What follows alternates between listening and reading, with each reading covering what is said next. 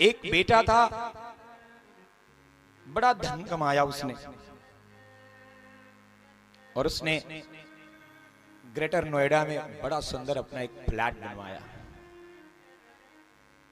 माता पिता से बार बार कहता था चलो मेरे साथ रहो, मेरे साथ रहो, पर माता पिता भक्त थे महाराज। बोले नहीं लाला, हमें तो इसी जन्म धरती पर ही अच्छा लगता, हम यहीं रहेंगे। बेटा जिद करता था, पर भी माँ बाप उस गांव के उस घर में रहते थे, जीवन यापन करते थे। कुछ दिनों बाद माँ की तबीयत खराब हुई। पिता ने फोन किया, बेटा आया, दवा इलाज कराया। वहां उसका बहुत बड़ा कारोबार था। सो कुछ दिन बाद दवा इलाज करा के चला गया। नियति को कुछ और मंजूर था महाराज। कुछ एक दिनों के बाद उसकी मां चल बसी। पिता ने फिर फोन किया, बेटा मां तो तेरी चली गई, ठीक है पिताजी आएंगे। तो पिता ने अंत्येष्टि कर दिया। उसके बाद सपरिवार आया। तेरे ही याद का कर्म जब पूर्ण हो गया महाराज, तो उसने पिता से निवेदन किया, पिताजी अब तो आप अकेले हो, चले चलो ना। उसके पिता ने कहा, बेटा तेरी मां रहते रहते तो दिल्ली की यात्रा की नहीं, अब मैं जाके क्या करूंगा। बेटे ने कहा, पिताजी आप अकेले भी इस घर में रह के क्या करोगे, मैं वहां चला जाऊंगा, वहां मेरा बेटा है, नाती है, मेरी पत्नी है, सब लोग तो हैं उस घर में, आप वहीं रह लेना। पिताजी ने कहा, बेटा फिलहाल तुम जाओ, थोड़े कुछ काम अस्त व्यस्त हैं, सब संभाल लूंगा, उसके बाद फिर तेरे पास आ जाऊंगा, टिकट भेज देना। बेटे ने कहा ठीक है, अन्य विनय करके चला गया।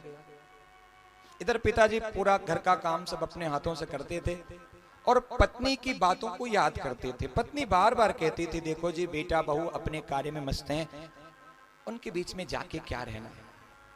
लेकिन इधर बहुत बार जब फोन किया बेटे ने, तो एक दिन उसके पिता ने आज्ञा दे दी, हाँ बेटा टिकट करा दो।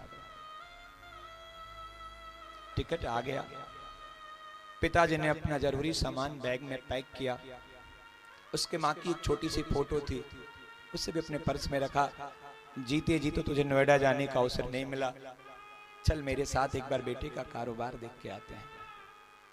ट्रेन में बैठ के पिताजी पहुंचे। बेटे ने स्टेशन पर रिसीव किया, बड़ी सी गाड़ी में बिठाया। पिताजी बस 2-4 दिन पहले इस गाड़ी को लिया मैंने, बहुत महंगी गाड़ी थी। पिता बड़ा खुश हुआ, बेटा खूब तरक्की कर रहा है, बहुत आगे बढ़ा। घर लेके आया, बहुत आलीशान घर था महाराज, सारी व्यवस्थाएं अप टू डेट थी।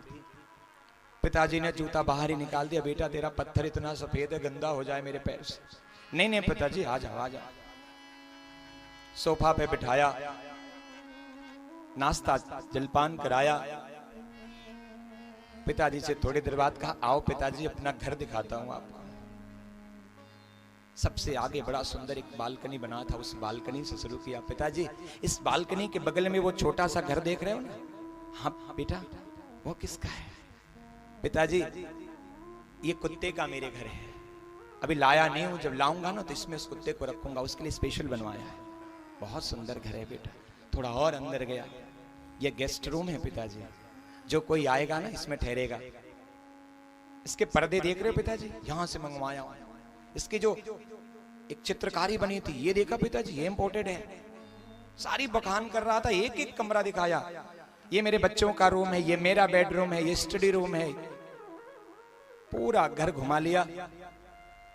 पिताजी के मन में बार बार होती थी, थका हुआ आया हूं, मेरा भी तो घर दिखा दे बेटा, मैं किस घर में हूं। ऊपर छत पर लेकर गया। पिताजी ये हमारा स्टोर रूम है। अच्छा बेटा, इसके बगल में ये चारपाई कैसी पड़ी है। बोले पिताजी इसी पर आपको ठहरना है। बैग रख दिया, और जब तक पिताजी पलट के कुछ पूछ पाते कि इस कहां रहना है, कैसे करना है, तब तक बेटा नीचे जा चुका था। पिताजी उसी स्टोर रूम में पड़ी हुई उस चारपाई पर बैठ गए, अपनी पत्नी का फोटो निकाला और निकाल कर आज नेत्र सजल करते हुए याद करते हैं,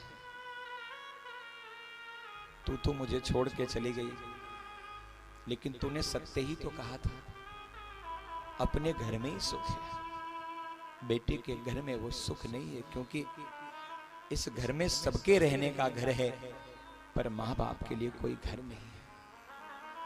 जैसे तैसे पिताजी मन मारकर वहीं बैठे रहे। सायंकालीन बेला में बेटा देखने आया तो देखा वहां पर कोई नहीं था, न झोला था न पिताजी थे। पूरा घर छान मारा, पिताजी कहीं नहीं दिखाई पड़े। पुनः लौटकर उस जगह पे आया तो चारपाई पे एक कागज पड़ा था और उस कागज में एक फुटनोट लिखा था, बेटा तूने जीवन की बहुत बड़ी तरक्की कर ली। मेरी पत्नी और मैंने मिलकर तुम्हें अरमानों से पढ़ाया था। तेरी माँ एक टाइम भोजन कम करती थी, लेकिन तुझे फीस भरने के लिए पैसे की जुगाड़ करती थी। अपने भीगे बिस्तर पर सोती थी, पर तुझे सूखे में सुलाती थी। आज पाल पोस कर तू इतना बड़ा हो गया रे कि तेरे घर में कुत्ते का रहने का घर है, पर माँ बाप के रहने के कोई घर की व्यवस्था नहीं बेटा, इसलिए हम यहां रह नहीं सकते। मेरा आशीर्वाद तेरे साथ है, मैं वापस घर जा रहा हूं। पिता जब तक बेटा लौट के स्टेशन आता, ट्रेन चल चुकी थी। पिता अपने सपनों की दुनिया में खोया हुआ अपने गांव वापस लौट चुका था। क्या दुनिया है महाराज, एक बार भी कभी सोच लेते अपने बारे में। 9 महीने जो मां अपने पेट में लेकर पालती है, जो पिता अपने पैर के जूते फटे नहीं देख बदल पाता, जो अपने तन का एक कपड़ा नहीं बनवा पाता, वो अपने बेटे के अरमानों के लिए सब कुछ न्यौछावर कर देता। एक माँ बाप 4-4 बेटों को पाल सकते हैं महाराज, लेकिन वही 4 बेटे मिलकर एक माँ बाप को नहीं पाल पाते हैं। कैसा समय आ गया है। और कामना करते हो जीवन में सुख की, अगर संसार में सच्चा सुख पाना है प्यारे, तो सारे झंझट छोड़ दो। जिसने अपने माँ बाप को सुखी करना प्रारंभ कर दिया, जिसने अपने माँ बाप के चरणों में रहना प्रारंभ कर दिया, उसे संसार की सारी खुशी मिल जाएगी, इसमें संदेह नहीं प्यारे।